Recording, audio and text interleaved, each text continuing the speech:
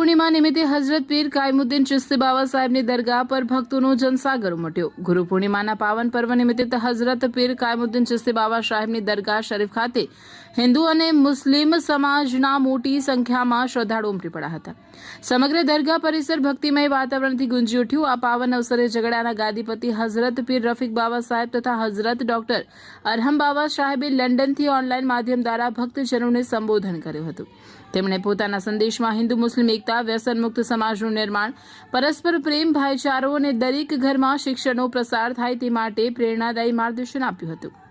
કાર્યક્રમના અંતે બંને મહાનુભાવોએ તમામ હિન્દુ મુસ્લિમ મુરીદો, ભક્તજનો તેમજ દેશ સમાજના સુખ, શાંતિ, સમૃદ્ધિ અને કલ્યાણ માટે ખાસ દુઆઓ કરી હતી।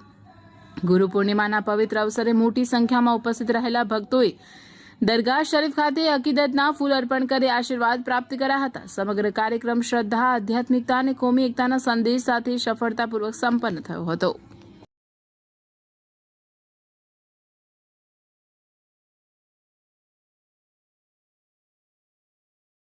આજના દિવસે તમે જ્યારે ગુરુના દરબારમાં આવ્યા છો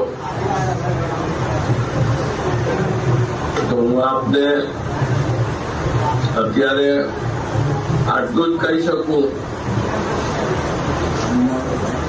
કે મારી ખૂબ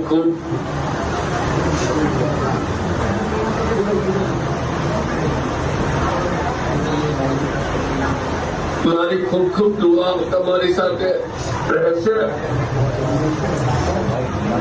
ખૂબ દુઆ કરીશ કે